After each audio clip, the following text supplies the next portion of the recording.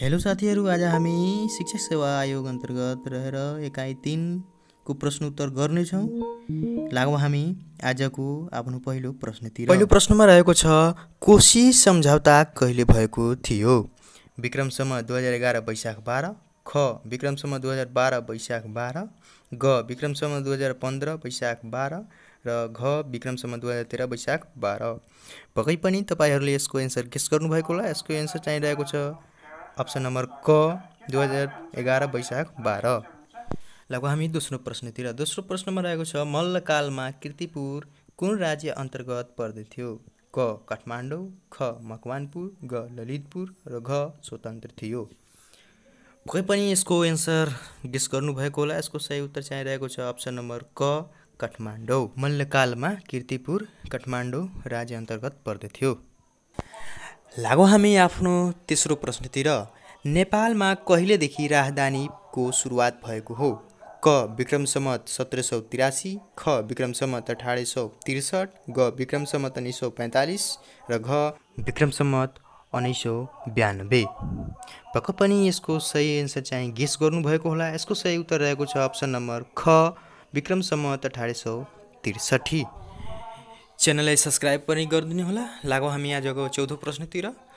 कार्तिक नाच कुन मल्ल राजाले प्रचलनमा ल्याएका थिए? क सिद्धि नरसिंह मल्ल, ख यक्षमल, ग प्रताप मल्ल, घ योग नरेन्द्र मल्ल। पक्कै पनि यसको सही एन्सर चाहिँ गेस गर्नुभएको होला। यसको सही एन्सर रहेको छ अप्सन नम्बर क सिद्धि नरसिंह मल्ल। कार्तिक नाच प्रचलनमा सिद्धि नरसिंह मल्ल राजाले ल्याएका थिए। लागौँ हामी आफ्नो अर्को प्रश्नतिर। अर्को प्रश्नमा रहेको छ, अंशु वर्मा ठकुरी वंशी थिए भने जयस्थिति मल्ल कुन वंशका थिए? क कर्नाट, ख ठकुरी, ग शाह, घ गोपाल। पक्कै पनि तपाईँले यसको सही एन्सर चाहिँ गेस गर्नुभएको होला। यसको सही एन्सर चाहिँ रहेको छ अप्सन नम्बर क कर्नाट। जयस्थिति मल्ल कर्नाट वंशका राजा थिए। लागौँ हामी आफ्नो अर्को प्रश्नतिर। नेपालको पहिलो बैंक नेपाल बैंक लिमिटेडको स्थापना कहिले भएको हो? क विक्रम सम्वत 1994 कार्तिक 30 गते, ख विक्रम सम्वत 1954 असोज 22 गते, ग विक्रम सम्वत 1974 भाद्र 27 गते, घ विक्रम सम्वत 1984 कार्तिक 20 गते। यसको एन्सर चाहिँ पक्कै पनि गेस गर्नुभएको होला। यसको सही एन्सर रहेको छ अप्सन नम्बर क 1994 कार्तिक 30 गते। नेपाल बैंक लिमिटेडको स्थापना 1994 कार्तिक 30 गते भएको हो। हाम्रो अर्को प्रश्नमा रहेको छ, गणतन्त्र नेपालको पहिलो जननिर्वाचित प्रधानमन्त्री को हुन्? क पुष्पकमल दाहाल, ख गिरिजाप्रसाद कोइराला, ग केपी शर्मा ओली र घ मातृका प्रसाद कोइराला। पक्कै पनि यसको सही एन्सर चाहिँ गेस गर्नुभएको होला। यसको सही उत्तर रहेको छ अप्सन नम्बर क पुष्पकमल दाहाल। गणतन्त्र नेपालको जननिर्वाचित प्रधानमन्त्री पुष्पकमल दाहाल प्रचण्ड हुन्।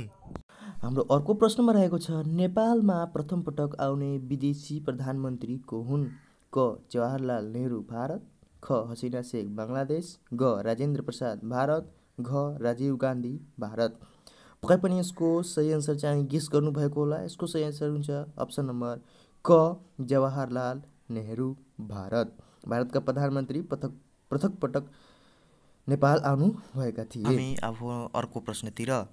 युरोप भ्रमण गर्ने पहिलो नेपालको राजा को हुन्? क टङ्कप्रसाद आचार्य, ख अंशु वर्मा, ग श्री 5 त्रिभुवन, घ महेन्द्रवीर विक्रम शाह। पक्कै पनि यसको सही एन्सर चाहिँ गेस गर्नुभएको होला। यसको सही उत्तर रहेको छ अप्सन नम्बर ग श्री 5 त्रिभुवन। युरोप भ्रमण गर्ने पहिलो नेपालका राजा श्री 5 त्रिभुवन हुन्। आजको हाम्रो 10औं प्रश्नमा रहेको छ, नेपालको दोस्रो गौतम बुद्ध भनेर कसलाई चिनिन्छ? क पृथ्वीनारायण शाह, ख जय पृथ्वी बहादुर सिंह, ग भीमसेन थापा र घ सन्दुक रोहित। पक्कै पनि यसको सही एन्सर चाहिँ गेस गर्नुभएको होला। यसको सही एन्सर हुन्छ अप्सन नम्बर ख जय पृथ्वी बहादुर सिंह। नेपालको दोस्रो गौतम बुद्ध भनेर जय पृथ्वी बहादुर सिंहलाई चिनिन्छ। लागौँ हामी आफ्नो अर्को प्रश्नतिर। अर्को प्रश्नमा रहेको छ, अन्तिम किराँती राजा को हुन्?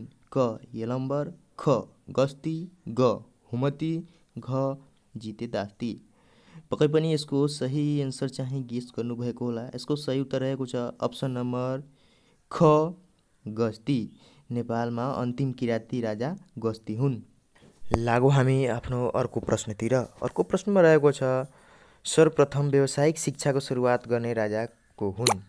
क जयस्थितिमल, ख पृथ्वीनारायण शाह, ग प्रतापमल र घ श्री 5 त्रिभुवन। पक्कै पनि यसको एन्सर चाहिँ गेस गर्नुभएको होला। यसको एन्सर रहेको छ अप्सन नम्बर क जयस्थितिमल। व्यावसायिक शिक्षाको सुरुवात जयस्थितिमलले गरेका हुन्। लागु आजको 13औं प्रश्नतिर। 13औं प्रश्नमा रहेको छ नेपालमा जात जातिको सङ्ख्या कति रहेको छ? क 124 वटा, ख 142 वटा, ग 193 वटा र घ 10 वटा। पक्कै पनि सही एन्सर यसको गेस गर्नुभएको होला। यसको सही उत्तर रहेको छ अप्सन नम्बर ख 142 वटा। नेपालमा जनजातिको सङ्ख्या 142 वटा रहेको छ र नेपालमा बोलिने भाषाको सङ्ख्या 124 वटा रहेको छ। लागु अब अर्को प्रश्नतिर। अर्को प्रश्नमा रहेको छ तमाङ सङ्ग्रहालय कुन जिल्लामा रहेको छ? क रसुवा, ख सोलुखुम्ब, ग धादिङ र घ पोखरा। पक्कै पनि यसको सही एन्सर चाहिँ गेस गर्नुभएको होला। यसको सही एन्सर रहेको छ अप्सन नम्बर क रसुवा। तमाङ सङ्ग्रहालय रसुवा जिल्लामा रहेको छ। अर्को प्रश्नमा रहेको छ नेपालमा यादव जातिको सङ्ख्या कति रहेको छ? क 2.6%, ख 5.10%, ग 3.8% र घ 4.26%। पक्कै पनि यसको सही एन्सर चाहिँ गेस गर्नुभएको होला। यसको सही उत्तर रहेको छ अप्सन नम्बर घ 4.26%। लागु हामी आफ्नो अर्को प्रश्नतिर। अर्को प्रश्नमा रहेको छ नेपालमा हाल महिलाको साक्षरता दर कति रहेको छ? अप्सनमा छ क 69.4%, ख 83.6%, ग 76.2% र घ 51.2%। पक्कै पनि यसको सही एन्सर चाहिँ गेस गर्नुभएको होला। यसको सही एन्सर रहेको छ अप्सन नम्बर क 69.4%। लागु हामी आफ्नो अर्को प्रश्नतिर। अर्को प्रश्नमा रहेको छ नेपालको जनगणना 2078 अनुसार प्रति 100 पुरुषमा कतिजना महिलाको सङ्ख्या रहेको छ? अप्सनमा छ क 86 महिला, ख 88 महिला, ग 95 महिला र घ 78 महिला। पक्कै पनि यसको सही एन्सर चाहिँ गेस गर्नुभएको होला। यसको सही एन्सर रहेको छ अप्सन नम्बर ग 95 महिला।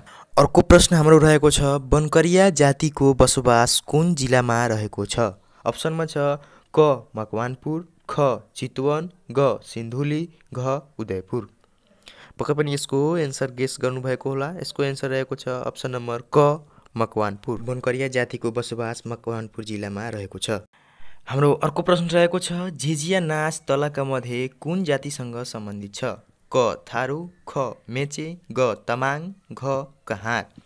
पक्कै पनि यसको सही एन्सर चाहिँ गेस गर्नुभएको होला। यसको सही उत्तर रहेको छ अप्सन नम्बर क थारू। झिझिया नाच मुख्य गरी मैथिली समुदायको नाच हो, तर थारूमा पनि मनाइन्छ। लागु हामी अर्को प्रश्नतिर। मेचे जातिको बसोबास कहाँ रहेको छ?